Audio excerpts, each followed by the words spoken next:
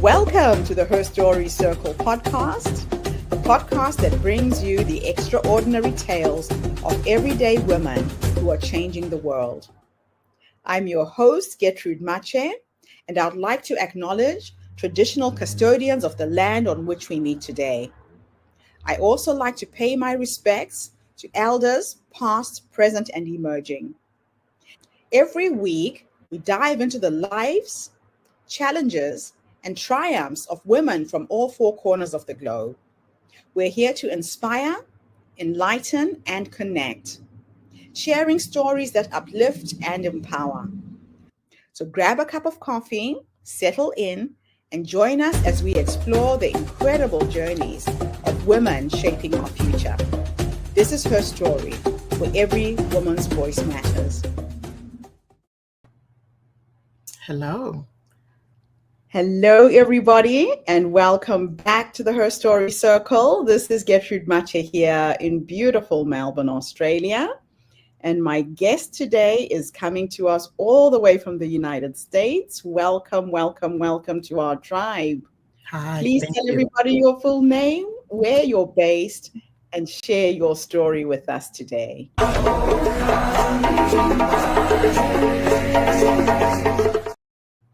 Hello, everyone. I'm Sharnese Johnson.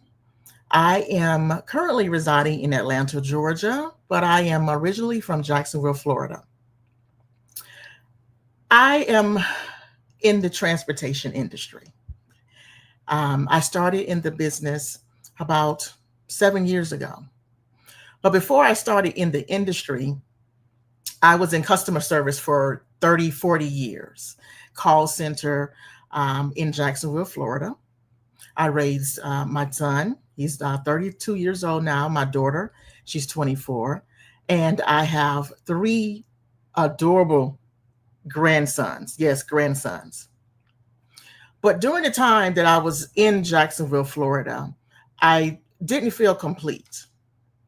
There were many challenges that I faced in Jacksonville that many of us as women, we faced some of the same challenges. But I let those challenges interfere with me living. So I decided that I wanted to find a different outlook on life. I wanted to come somewhere different, start over. So I ended up in Atlanta, Georgia. With those obstacles that I went through, they traveled with me. I didn't leave them in Jacksonville. I actually brought them with me. I still was in customer service, call center. I had done many other things such as collections. I even started and operated an in-home daycare center. But I still wasn't complete. I still felt like something was missing, or I was not giving of myself and giving back. I was still holding on to a lot of the obstacles and a lot of the tribulations and trials that I was dealing with in Florida. I went through many challenges here.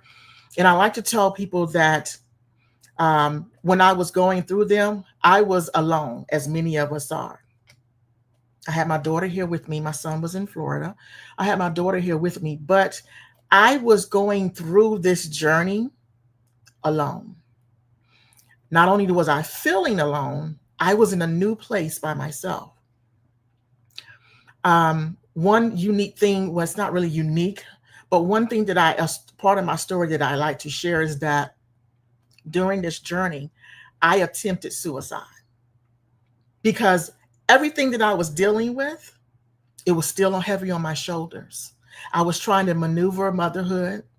I was trying to get acclimated to a new location, a new life. But again, I could not leave those past challenges behind. They were still in the forefront of my life. When I attempted suicide, my daughter was at school and we were homeless. So I've gone through homelessness. We were homeless. We were living in a hotel. And I decided, you know what? There should be a better life for her. This is not it. So I attempted suicide. It didn't work. Only thing that happened is it made me very sick. I woke up, I was sick, And that was it. My daughter came in. I never mentioned it to her until years later. And I had to ask myself, and I, was praying. My faith, I guess, kept me. And I kept praying. I kept saying, okay, what happened? Why? I felt like through everything that I was going through life, I couldn't even commit suicide right. So I felt defeated even in that. But God had to tell me that I have more for you. He had to show me, what if your daughter came in and that's what she had to experience? That would not have been a better life for her. I continued on. I was just existing at that time. I felt like, okay, I'm just here to live, just go through my day to day. Nothing great was ever going to happen for me. I operated my business, my daycare center. It closed down. I went back into corporate America. I still was not happy. I walked away from corporate America. I actually picked up my belongings. I gave my laptop to my supervisor and I let them know this is not for me anymore. I got in my car and I started doing Uber and Lyft from the parking lot of the job that I had just left. I started working for another young lady who owned her own transportation company. We were transporting the elderly, disabled, etc., to and from their doctor's appointments.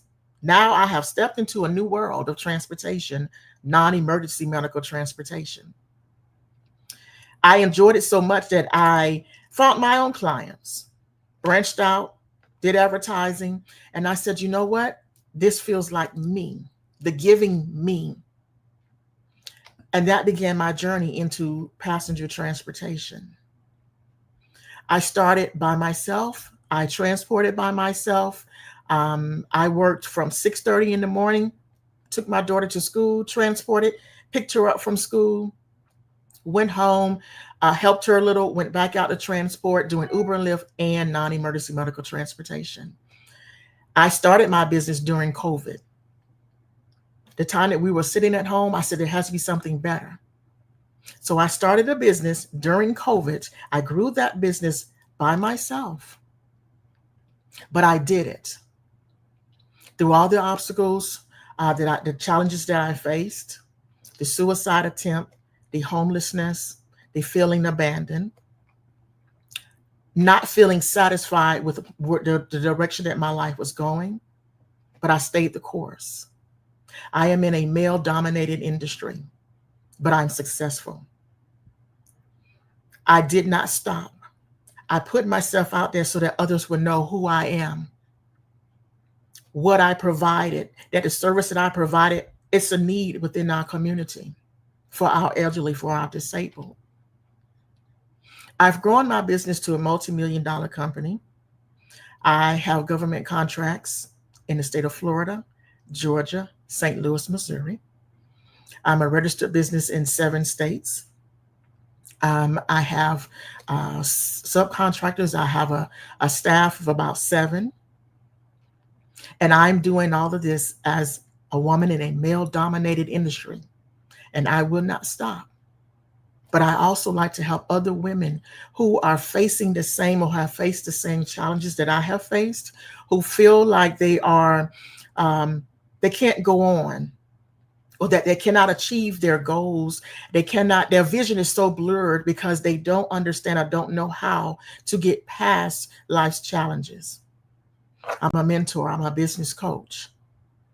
I'm a motivational speaker, mother, grandmother, business owner. I'm a woman. I have been through many of the things that a lot of women have gone through, but I'm here to tell women that we can get through any of our challenges in life, build communities of other women, like-minded women, give yourself some grace, continue to have faith in yourself that you can achieve anything that you set your mind to. Continue to ask God to guide and order your steps. And when you do that, move out of the way and allow him to do that so you can see his footsteps in the sand. I am Sharnese Johnson, and that is my story.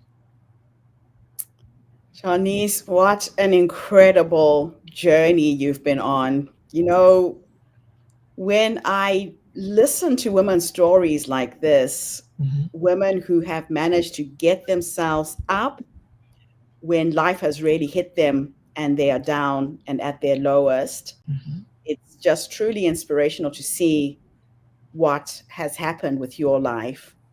So, can you walk us through the mhm, first days of launching your company?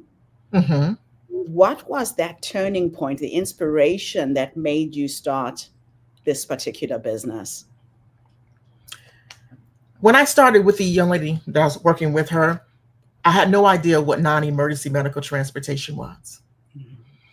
And one day I was transporting a client, and she said to me, she was a cancer patient. She said, "You know what? I don't have anyone to help me. This has been a journey. I have family members, but it's a burden to them. And all I want is for someone that I can talk to, someone who will understand my story, and that I can get to my appointment so I can heal and I can get better." That clicked in my mind to say, you know what? This is your journey, just not in the physical. Yeah. But there's more that you can do. And that's what got, I mean, I pushed so hard to get to where I am simply because I want to help others. So, why is compassionate transport so crucial for underserviced communities, do you think? People are, you have people that are afraid. I have a lot of people that are afraid to ride with others, so they don't want to get in certain vehicles, and so they're missing their appointments. They feel it's a burden. Why? I'm going to have to reach out to someone to transport me or to drive me around. This is Mm, something I used to do on my own. Now I'm dependent upon someone else. We have mothers, single mothers, who are trying to navigate life on their own. They may not have transportation, they may have sick children. So they're needing this type of service. And some people just, I hear them say, I just want to go to the grocery store and I just want to be able to talk. I want to be able to get out of the house and have someone to talk to. And mm. they don't have that. So this service is more than just transporting people to doctor's appointments. This is a companion service where I'm here to listen to you. I'm here to help you get out of your home for you to be able to live.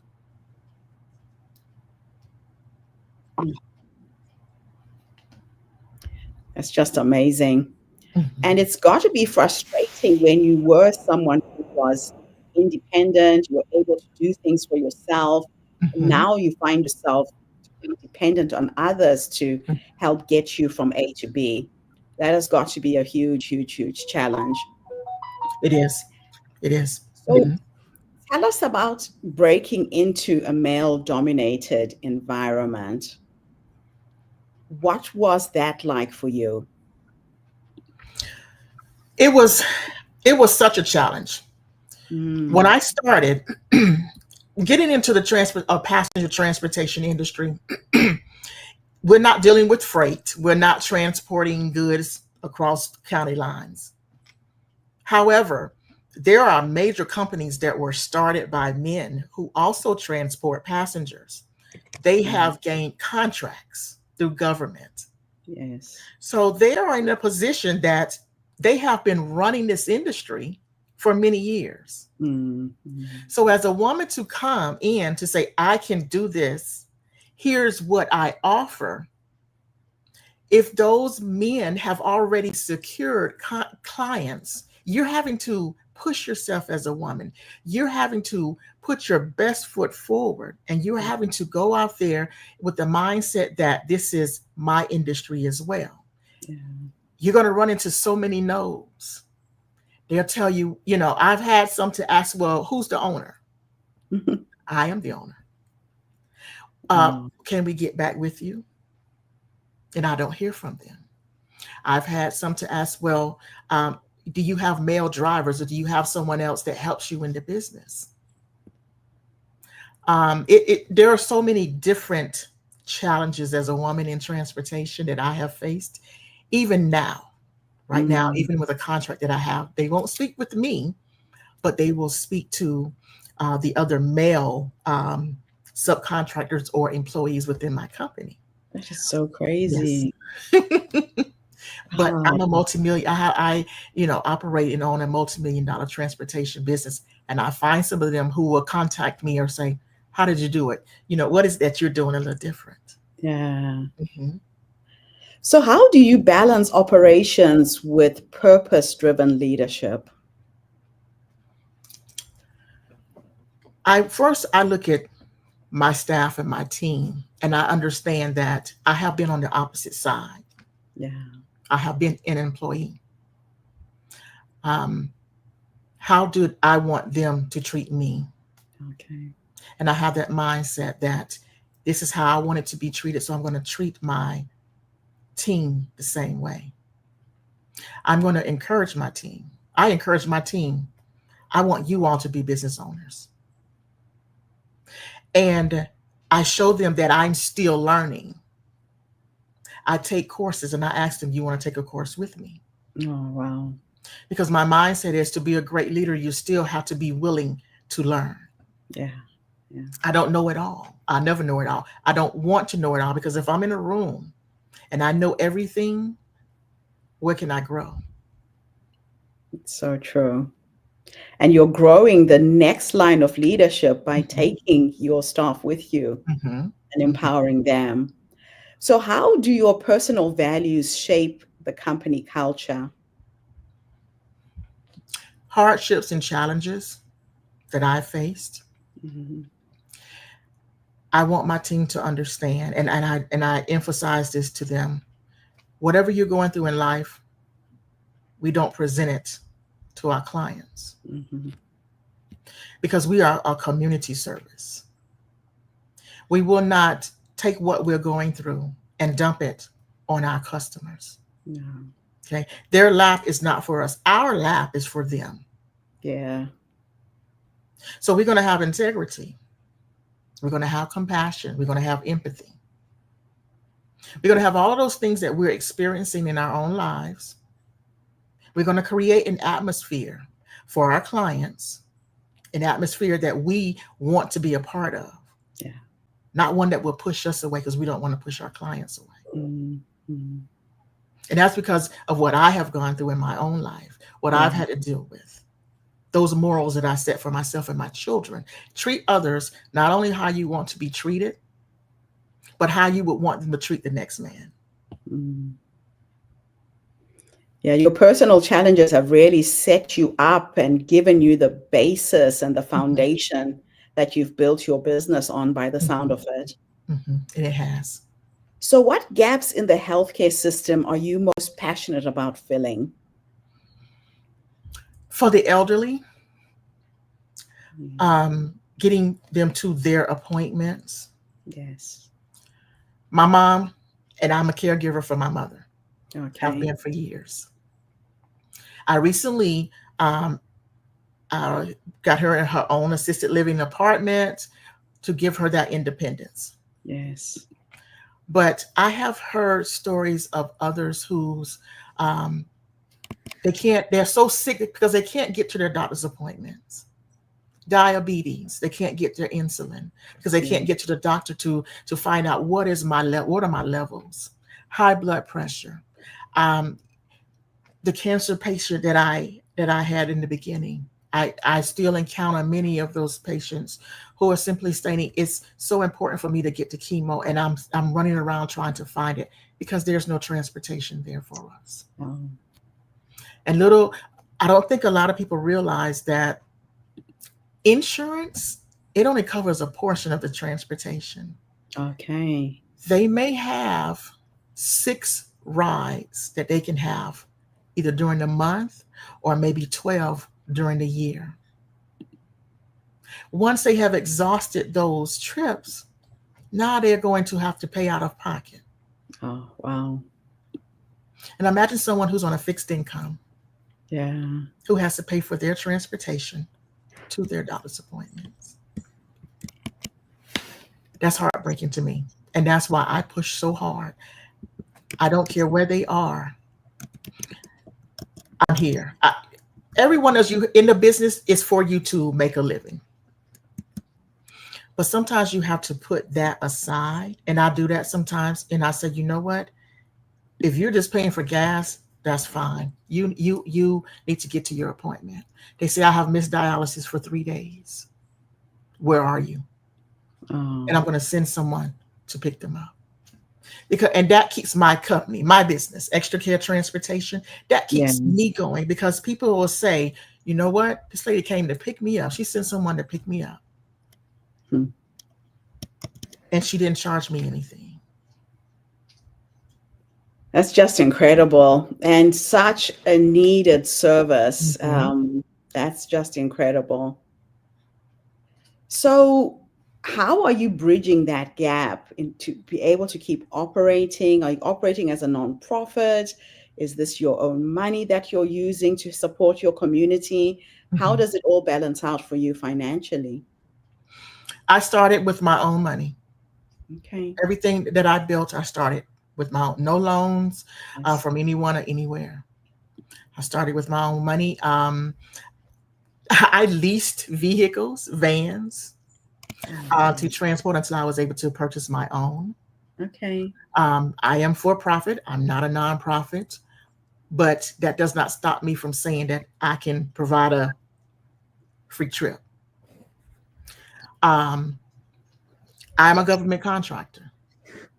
I have 3 contracts, student transportation contracts, because I also provide student transportation. Okay. I have secured 3 contracts: Florida, Georgia, and Amazing. St. Louis, Missouri. So now my business, it operates itself. I'm not trying to figure out how am I going to get a van? How am I going to pay my employees? How am I going to do this? Because I've worked so hard and I have put myself in a position that government contracting has allowed me to grow. Right. And I have not touched any of my money since. It's like I just recycle. I'm able to recycle. I'm able Right. to purchase vehicles and allow those vehicles to then get me more business. And now I'm just recycling because I stayed the course and I Yeah. found other means to be able to operate in this industry, to be able to grow, not have my doors closed, because many transportation companies within 3 years, they're They're shut closed. down. Shut down. Yep. So, what advice would you give other women who are wanting to start in logistics or transport? Research. Research is very important. Yes. You want to research where you are. You want to Each know area is different. each area is different. You Yeah. have a need in different areas. Okay. You may have a need in your area for student transportation where someone else has a need for the elderly and disabled to get back and forth to their appointments. What is the Yes. greatest need in your area? Then find out what it takes to start your business, not just registering your business with your state. Yeah. What insurances are required for your state? Um, do a little marketing. Getting out within your community to find out what the needs are. What is Yeah. your community looking for? You want to market yourself that way. And then once you do that, put your plan together on what type of business or what type of service you want to provide. Right. Have your 5-year plan. Market yourself. Hmm. Boots on the ground is what I call it. Boots on the Yes, that's I was just going to say. You have to be in the ground. community Mhm, to see where the need is. You can't do mhm. this from a distance. You can't. Mm-mm. Be a So, face in your community. what was a defining moment when you knew your work was making an impact? When I had 3 clients, Mhm. and one of my clients, he passed. And when he passed, his daughter contacted me, and she let me know the arrangements, etc., to see if I was able to make it. And when she said, you know what, I appreciate you these past 4, almost 5 years. Mm. And I had to sit back because I didn't realize that I was there with this family for 5 years. long. Her father would say, I would say, was there anyone else? I'm not available today, but is there anyone else that he says, I don't care what you have to do. I'll see you tomorrow. I will not call anyone else. Oh, wow. I need you here because you're the only one that I can trust to do and to get me where I need to be. So you built that loyalty. Built it. Mm-hmm. Yeah, yeah. And from That, there, that's a beautiful testament to your yes. work Mm-hmm. and how people value what you're doing for them. Yes. Now, Mm-hmm. you mentioned mentoring. Yes. Why is that so important to you? Because we can feel, again, as I said before, we can feel alone or abandoned. When you're starting a business, that's a very scary investment that you're about to take on. Yes. If you don't know the ins and outs, if you don't have an understanding of how business operates, if you don't understand how to market yourself, Yeah. okay, you're going to feel like you're failing. Yeah. Yeah. Me as a mentor, I'm not there to just tell you how to do this, how to do that. It's for me to guide you, to ask you, what are you feeling? How do you feel about this? What is it that you think you're missing? Because sometimes we don't see those things that we're missing, but someone else does. Yes. That's a moment in your life or in your business that can change your business in a direction, because that could lead you to something that's going to be successful where you would have missed it. Just simply having someone there to say, you know what, this is good, but let's try it this way and let's see what Yeah. happens. And that's my mentorship with everyone that I bring in. Let's find a way. We're not looking at shutting doors. Let's Mm-hmm. find a way first. Let's work through this. So, what role does technology play in your future expansion plans? With my student transportation services, Mm. I am actually looking to create an app where, and there are many apps out just like it, but where my parents have access to see where we are as far as the driver transporting their children, Yes. but that through that app, they have a communication to where my drivers can pick up, contact that parent and say, listen, this has happened, that this has happened. Because things happen and we have to pull over or we have to call the police or we have to call the schools. The parents don't get notified until the last minute. Oh, I want mhm. parents to be able to be contacted. This is where we are. Your child is okay, but if you want to come, I want to let you know firsthand, this is what has happened. Yeah. So technology plays an important role because it allows me to communicate more with my Yeah. clients, with my team. Mm-hmm. It allows others to find me. Yeah. Okay. Google is your best friend. I tell anyone now, Yeah. Google me. You can find me. Right. Love. So, but that's just a small piece of the technology that we Yeah. have to use in transportation. It's absolutely Understanding where beautiful. you are, where your driver is, what's traffic's looking like. Are you going to be late? Yes. Being able to pay your employees, being able to pay your vendors and things. So that type of technology, moving from paper to modern technology, um, it's going to Game change changer. transportation. Yes. Yes. Hmm. Yeah. Hmm. I love it. Now, my last two questions for you are a bit futuristic Hmm. or a thought experiment. In the first one, I'm going to teleport you back Okay. to the younger you, this young woman who went into the world of business, picked a very difficult industry to get into, but succeeded. If you could go back and give her three nuggets of wisdom Hmm. based on what life has taught you up until this point, what would those three nuggets of wisdom be? Give yourself grace. Have faith, more faith, and to keep moving. Don't stop. Don't let life's challenges deter you. Keep moving even through your obstacles so that you can get to that victory, get to that pot of gold. It can be done. I absolutely love that. Now I will teleport you into the future. And Mm-hmm. let's think about legacy. And we are going to go and meet the 90-year-old you. Mm-hmm. And she's sitting in her rocking chair. Maybe she's on a dance floor dancing, surrounded by her children and her grandchildren.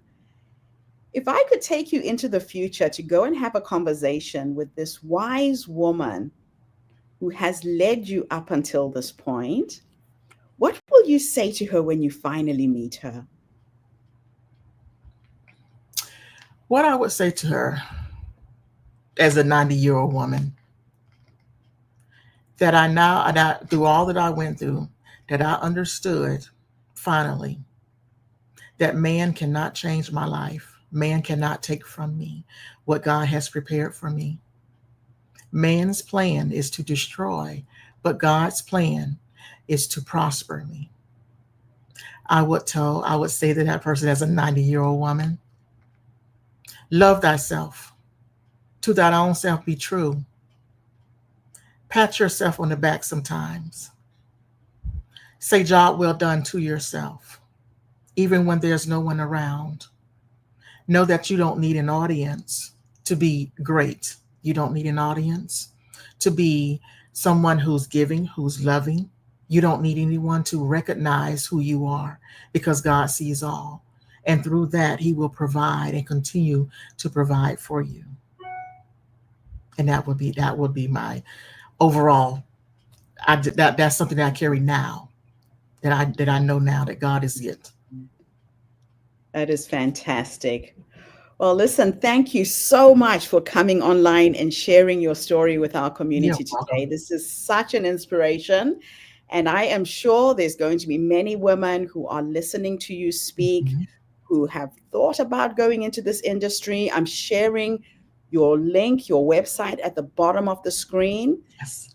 Please reach out and find an expert who can coach you, who can mentor you, who can help you get there fast. The Her Story Circle is not just a podcast. We're a social impact movement that brings you the stories and voices of women from all over the world. We share our stories to uplift you, to inspire you, to energize you, but most importantly, to help take you from where you are now to where you're trying to go. So don't try and reinvent the wheel. The wheel has been invented already. They are smart women who are willing to show you how. Mhm. Reach out and get the help that you need. I'll be back again tomorrow, everybody, with yet another amazing guest. Thank you so much, Ms. Johnson, for this amazing and inspiring interview. Thank you for having me. Have a fantastic day, everybody, and bye for now. Bye. Don't go away, Ms. Johnson. Thank you for tuning into the Her Story Circle podcast. I hope today's story has inspired you to believe in the power of our stories and the difference you can make in the world when you use your voice. I'm Gertrude Mache, and it's been an honor to share this space with you, where voices from all walks of life come together to weave a rich tapestry of diverse perspectives. Don't forget to subscribe, rate, and review our podcast to help us share these stories with more listeners. Follow us on social media by looking for the Her Story Circle podcast for more updates. And join us tomorrow for another episode filled with courage, resilience, and empowerment. Remember, your story matters, and together we're building a stronger, more inclusive world. Until next time, keep making her story. Thank you